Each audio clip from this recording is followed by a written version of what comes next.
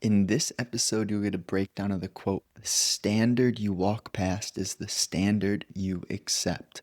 Welcome to Energy Alignment for Entrepreneurs, the podcast helping entrepreneurs be free from anxiety, stress, and tension through balancing emotions and consciousness expansion. 3 things you'll discover today: how tolerance becomes complicit with your own diminishment, why setting boundaries feels like betrayal initially, and what to do when you realize you've been accepting the unacceptable. Let's start with the quote, "The standard you walk past, the standard you accept." And this is a favorite of mine in terms of what are the standards which you are building your entire life from. For example, one of my friends, we were on a hike recently, and he asked me what my belief system is. And I share with him that I don't have a belief system. And he was kind of pushing back to imply that that in itself is a belief system. The point that I was doing my best to make clear to him is that I have standards which are unusual. And these standards are the deepening of how you move through this life. Because you start to realize that some things you didn't think mattered actually matter so much more than you could have ever conceived. So then you get confronted with this epiphany of, okay, if I was living for so long unaware of that super important thing that it took me years of struggle, trial, etc., to see the value in, it's like, man, what else am I not seeing, right? Because if it took you years and years to come to a certain realization, for example, one could be the nature of life is that the world is not as it is, but as you are. What does that mean? Well, your belief systems, hence why I answered the question that he asked with a non answer, because you can almost feel when someone is asking a question and they're almost maybe unconsciously trying to put you in a box, right? But the truth of life is that there are no boxes, but you have to break plenty of glass boxes to realize that there isn't anything that can bind you. And if you are to accept certain standards and not question them, you are to be within a specific glass box. Now, it could be a specific belief or an ideology. In other words, a dogmatic way of seeing the world. As you travel through your adventure, which is life, then you continuously have moments where your heart gets broken, or everything you thought to be true is proven wrong, right? And then you have to reflect on the illusion which you thought to be true, right? And that's kind of where we bring the standard into account. If we have expectations and routines and habits, there's nothing wrong nor right, but what we need to do is reflect and be aware of how do we feel in relationship to, first of all, why we do those habits, and then can we break the box? Is there a box? For example, I stopped meditating not because it was bad or good. I stopped meditating for years because I wanted to see if I could still bring the same peace into my daily life without the practice of meditation. Years go by and I see I can, but I can't. It's like a double edged sword. Whereas now I meditate not out of a form of a need, but just I can see that it improves my life in every area, and it's like a no brainer. But I had to bring that skepticism into my relationship to that habit to see what kind of game was I playing? Um, you can also see this in the fitness industry in many different avenues where people do what they do for impure motives. For example, someone could be a high performer in business, but they're getting that performance from a seeking of external approval. And you may be performing well in business from that motive, but you'll always do better in life when your motives are pure. So, for me, a standard that I have is awareness and clarity around why I do what I do. If I ever notice a thought that is impure in myself, I am not to shun myself, but I am to be terribly honest and to realize in the moment that that thought appears, I can observe it and then therefore let that layer of myself fall away. And when you combine awareness, observing of thought, feeling, being sensitive with a discernment, not a judgment of self, then that's where meditation and prayer comes into the whole game. Because part of the work is noticing. Part of the work is asking God, whatever label you may give God, for forgiveness, helping yourself to learn how to surrender to that which created you. And if you can move through life in that way and have standards in alignment with righteousness, then you will sow seeds of righteousness. And it is very straightforward in that essence. But the hard part I see to be is unraveling the illusion. There are many layers of conditioning or programming that we may not be conscious of until we get to a certain point in our adventure where you start to unravel and understand what is creating your mind's eye, what is creating the way that you see the world. And the problem with many healthy things is that it becomes a cult, right? Where if you have one religion, you say this religion is the only way, then you are blind because you are not considering that the truth comes in different colors and forms. And at the same time, this is where you have to be extremely connected to your own heart so that you are not to be deceived. Because what I say here is not to say that you cannot reach truth through one path. That it would be false. You can reach truth through going hard on one path. But the next level, see, the thing is, you never reach truth and you're done. There, it's ever expansive. So to think, to come to a conclusion that your way is the only way, that in itself is a satanic or antichrist, which many people of the Christian, they may not even be able to perceive that level of understanding in relationship to where they are in their spirit, their soul, their journey of consciousness. And the cool part about truth is that it wouldn't be your job nor my job to force it upon them. Whereas it doesn't mean that I have to accept what other people say, but it doesn't mean that I have to have any lack of peace due to where other people are at. You see, the path, the evolution, the change of consciousness is yours. It's yours individually.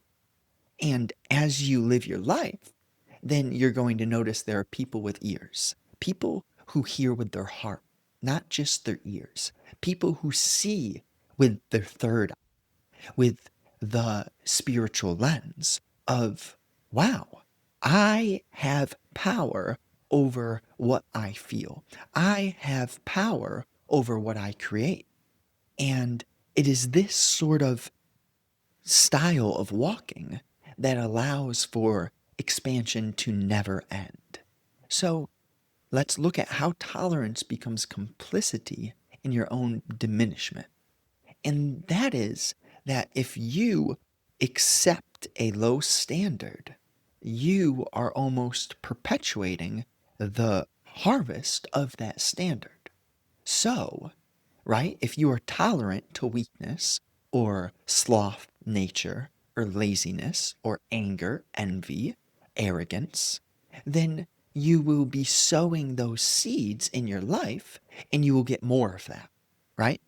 So it's very simple, whereas the hard part may be to change, to notice I'm playing this role. I am diminishing my own life by the way that I live. And if you can have that conversation with yourself, if you can reflect, if you can look and be aware of your intentions, your motives, you may see that the self serving the God of money may be draining your soul. But at the same time, you want to have financial freedom. So, what are you to do? And that is to bring a twist in your relationship to the action which creates your wealth. You have to start to learn how to love what you do rather than do what you do for an outcome. And if you're living in alignment in righteousness, then you will start to double down on your innate gifts because you are aware of how you feel after doing X, Y, and Z. And your heart, your consciousness, your being, your vibration, your frequency will continuously confirm and affirm what you need to be doing more. And at the same time, your consciousness will show you, for example, regret is a guideline. If you are to have regret in your heart, that is God, that is consciousness, that is Christ, that is Buddha, that is your king showing you, hey, you need to change that because you feel the energy which you have sown.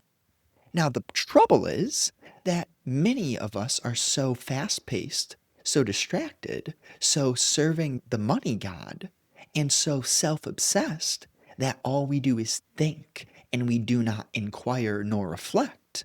Because if you're so busy thinking about yourself, how could you ever break down the underworkings which create yourself, which create your perception, your identity, and the projections which root from who you see yourself to be?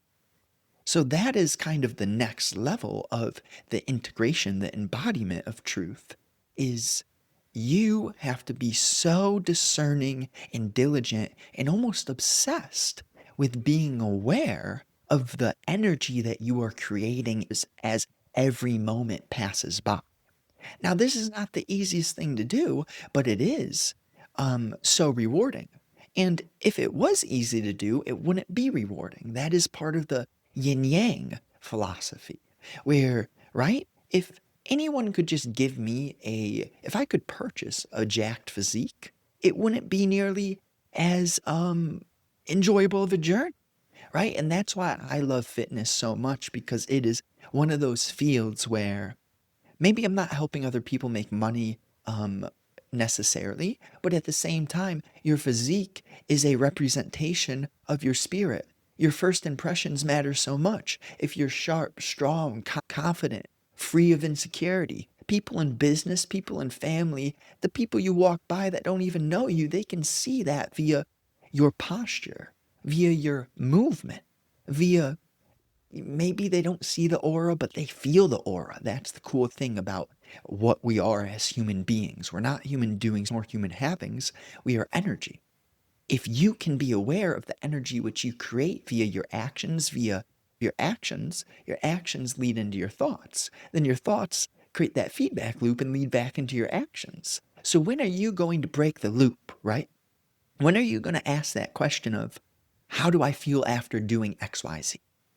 What's my attitude, right? What's my action? What's my thinking? How does that all correlate together? Because if you can unravel the root, then you can understand the truth and you will be a beacon. You will show and shine. Now, others may not be ready for that degree of light, and that is okay. You are to understand that it is their sense of self being uneasy around that degree of truth. So, this is where, on one level, you say, "Be gone, Satan. Leave that." Like this spirit needs to exit. And then on the other end, if that may not be the time nor place, you walk away. Or sometimes you stand up for yourself. Sometimes you walk away. And sometimes you listen. And your heart, your connection, your energy will guide you in the moment, showing you how to show up. Right? In the Bible, they talk about when you are persecuted, you do not need to think about what you need to be saying. God will say what needs to be said through you. That essence is still alive in humanity today. And to think that only certain people are allowed to have it is part of the trap. That's part of the trap. Now, the person who has it is only special when he knows that the thing isn't his. It's not yours. It's not mine. It is the essence of truth, which has created the entire world. And if you can learn how to have a balance of strength and humility simultaneously, then you are scratching the surface of that which is beyond words, right? Why? Why do metaphors and parables hit hard? Well, because it is beyond the words. The message is deeper than the words. If you can learn to read between the lines of your own thinking, then you will be able to understand the deeper nature of what you are. And the only way you can have this extremely sensitive awareness with yourself is by doing the work to observe yourself. You do this work.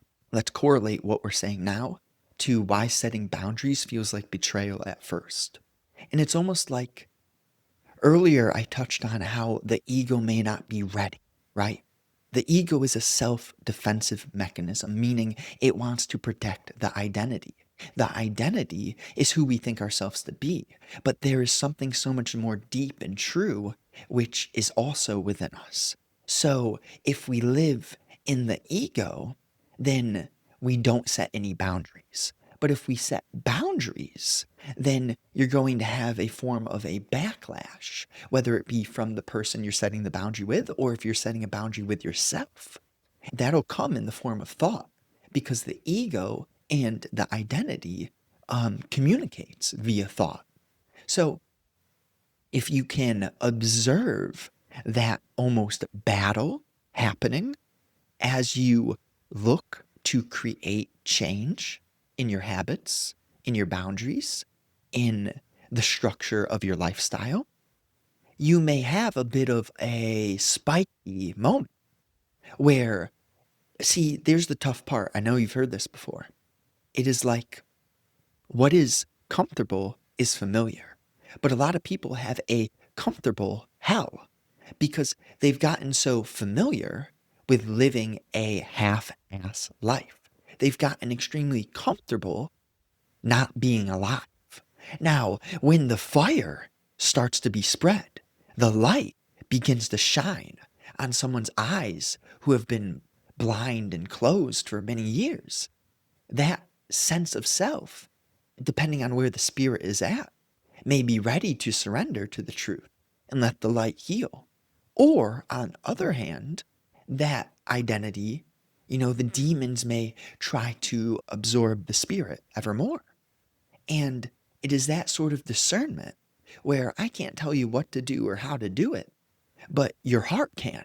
And what I'm talking about is how you can listen to your heart, because that's God within you. And that's the one thing that humanity needs so dearly, is to reclaim or find the truth again, which is within. It is not in books. It is in books, but it's not solely in books. The real book is reading yourself. That's the unwritten book that you have to learn how to decipher. And that's what I aim to speak about. Now, what to do when you realize you've been accepting the unacceptable? This really spans back to the last point of when you have gotten comfortable in hell, right? When you are doing things which are familiar, but when you ask the question, how do I feel after doing this familiar thing? It is empty, it is stale, it is stagnant, it is drained. So the hard part is realizing that you've been accepting something of that nature. You've been accepting stagnation, weakness, conformity, trying to fit in. And when you realize this, what you get to do is to rewrite your story. You get to take out a pen and paper and start to reflect upon your relationship to your lifestyle. You get to notice, what are the things in my life which drain me? When you ask the right questions, you're going to get simple and clear answers which guide you toward easy yet powerful shifts. And when I use the word easy, it may not always feel easy, but it's so much harder to stay as you are than to start to change. And that's kind of why I use that word.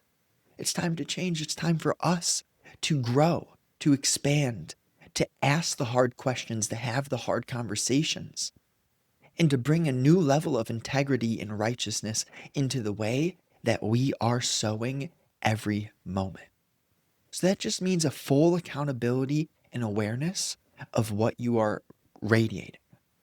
Every moment you're throwing rocks into the river, what ripple effects are you creating? What's the butterfly effect that you are emanating? It's up to you to ask those questions and to look within and then to make the changes due to your heart's wisdom. Train your intuition, because I can never give you the exact answers for your path. But all I can promise you is that learning how to listen to your heart, your intuition, and hear the voice of truth, that is all that you need. I can only share this as simply as I possibly can. So I appreciate you very much. I don't think we need to recap 22 minutes. It's a long one today. Thank you so much for listening. Share it with a friend. That would mean the world to me. I got some cool fitness stuff in the works. Basically, long story short, we're going to have a product for everyone. Whether you can afford low ticket, mid ticket, high ticket, we are making the first step of the spiritual journey simple, yet informative and enjoyable to go through. So this is really targeting anyone who has extra body fat. If you have that skinny, fat body as a father, as a man who is successful in other areas, but is lacking that physical discipline, you're who I'm speaking to. Discipline in the Mirror, the Greek God Method. That's the title. It's in the works. If you're excited for that, just shoot me an email. But yeah, share this with a friend. Thank you so much for listening. You know what to do. You have the wisdom within you. Let's activate it. Let's make the changes. Put in the work. Watch what you're creating. Every day, every moment. Have a wonderful day. Let's go.